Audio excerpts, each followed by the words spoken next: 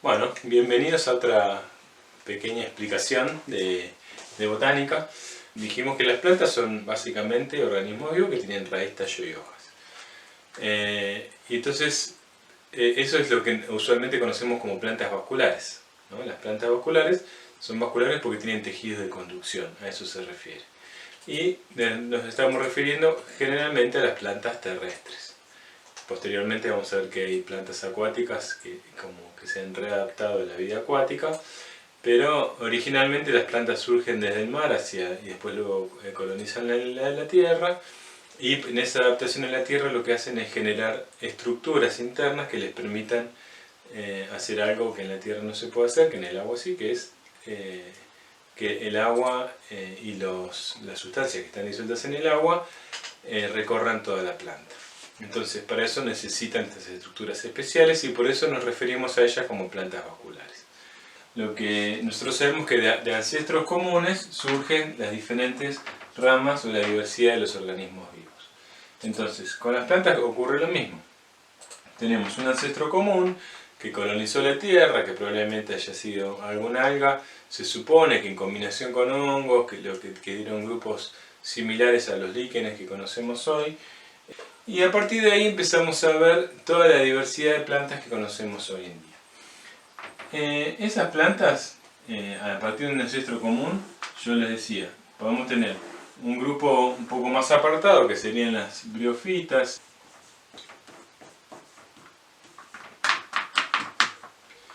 Y por otro lado tendríamos los helechos, las gimnospermas y las angiospermas, ¿sí? Las briófitas son los musgos, básicamente. Lo que nosotros conocemos como musgos son plantas muy pequeñas, prácticamente sin estructura, en donde no hay grandes diferencias o estructuras de tejidos complejas, como sí vamos a ver en los otros grupos, y que están limitadas a ciertas zonas húmedas o en zonas más bien relictuales, pero no son grupos que dominen ampliamente la superficie de la Tierra. Pero cuando nosotros hablamos de plantas vasculares, por lo general nos referimos a estos tres grandes grupos. Si bien después vamos a ver que hay subdivisiones internas, los helechos, las gimnospermas y las angiospermas son cuando nosotros miramos por la ventana o miramos la maceta del balcón o en el jardín, nos vamos a encontrar con alguna de estas especies, inclusive en las plantas de interior. ¿Cómo vamos a diferenciar? ¿Cómo nos vamos a dar cuenta de cada una de ellas? Si bien la clasificación y la sistemática se hace con la práctica, algunas pistas les podemos dar. Los helechos, a diferencia de las gimnospermas y las angiospermas, no tienen semilla. Son plantas sin semilla.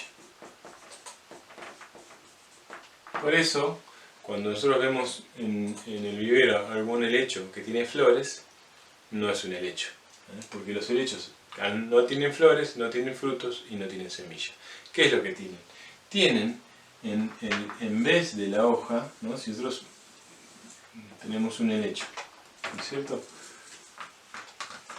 En ese helecho le giramos la hoja en la parte de abajo, lo que vamos a encontrar son unas estructuras redonditas que son se les llaman soros. Pueden ser redonditas o pueden ser continuas, pueden ser de esta forma, ¿no? Y por lo general cuando los soros están maduros son oscuritos, si no pueden ser verde amarillentos. ¿Y qué son los soros? Los soros son grupitos de esporangio. Esporangio es una estructura especial que va a tener esporas. Los helechos se van a diseminar por esporas, no por semillas. Y por lo general en todas las hojas de las plantas de los helechos, en la parte de abajo vamos a tener soros con esporangios y los esporangios van a tener esporas, ¿sí? Entonces, esto sería un soro. Y esto sería un esporangio. Los soros son grupos de esporangios, ¿sí? Es un grupo de esporangios. Esporangio viene de espora, que es la estructura que va a servir para diseminar al helecho, y angios viene de vaso o de urna, ¿sí? Quiere decir que va a estar contenida esa espora dentro de una estructura especial, que son microscópicos. Nosotros lo que vemos a simple vista son estas manchas, ¿sí? En la parte de abajo de un helecho. Entonces, como vemos, los helechos no tienen semillas, no tienen flores y no tienen frutos.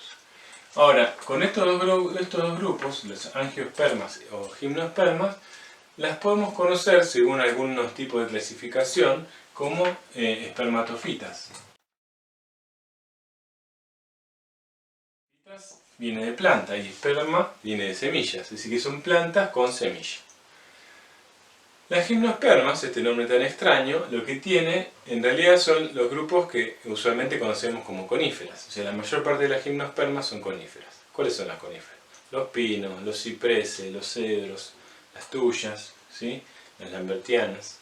Bueno, ¿qué característica tienen las coníferas o gimnospermas? Que su estructura reproductiva son, por lo general, conos o piñas, ¿sí? Este es un esquema de una piña, ¿no? Que es un eje principal con unas escamitas que después se endurecen y se hacen leñosas y que toman consistencia de madera, y en la axila de esas estructuras o esas estas como hojas modificadas, lo que tenemos son los óvulos que después se van a transformar en la semilla. ¿Sí? La semilla está en este cono que hace las veces de inflorescencia, como agrupamiento de flores. Y cada una de estas escamitas especiales cumpliría la función de una flor. Pero no es una flor propiamente dicha, ahora vamos a ver por qué. Es decir, este óvulo que después de ser fecundado por el polen se va a transformar en una semilla, hagan la prueba cuando busquen ahora en invierno, cuando podamos salir de nuevo a la calle, una piña, van a ver que en la axila, pegadito al eje principal, está la semilla de ese cono o está la cicatriz, hay una marquita. Este óvulo, esta semilla está en contacto con el medio ambiente. Por eso lo que se dice, esto, la G que venía de gimnosperma, la gimnosperma viene de esperma, semilla, y gimno viene de desnudo, quiere decir que la semilla está desnuda, por eso viene gimnosperma. Y la última, el último grupo que nos falta, que son las angiospermas.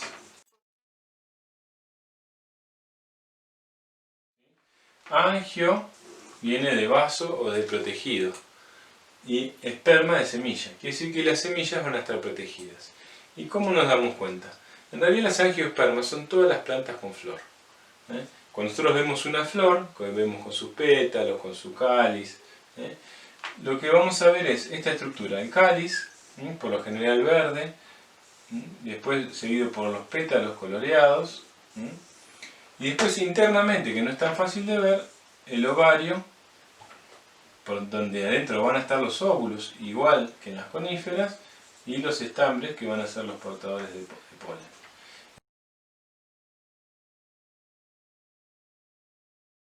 Entonces, estos ovarios están adentro de esta estructura, estos óvulos, perdón, están adentro de esta estructura que se llama ovario, y el polen, para polinizar, tiene que atravesar toda una cantidad de tejido. Es decir, que estos óvulos no están expuestos al ambiente, están protegidos. Por eso es angiosperma. Bueno, para ir cerrando, las cormófitas, o sea, las plantas que tienen raíz, tallo y hojas, las podemos dividir en las pteridofitas, los helechos, y las espermatofitas, que son las plantas que tienen con semillas. Les recuerdo que las pteridofitas no tienen semillas, recién dijimos que tenían esporas. Y dentro de las espermatofitas tenemos las gimnospermas, que son las plantas que presentan conos como estructuras de reproductivas, que dijimos que ahí estaban las que nosotros conocemos como coníferas, pinos, cipreses, cedros, y las angiospermas, que son las plantas con flor, que son la mayor parte de las plantas que nosotros conocemos. En total, de las cormófitas hay unas 300.000 especies aproximadamente que se conocen actualmente. El 99,3% de esas especies son angiospermas, así que casi todo lo que vemos en cuanto a diversidad biológica son angiospermas. Solamente el 0,1% de esas especies corresponden a gimnospermas y el 0,6% de esas especies a los helechos. Por lo tanto, la mayor parte de las plantas que nosotros conocemos son angiospermas. Entonces, si se quedó claro, terminamos por ahora. Gracias.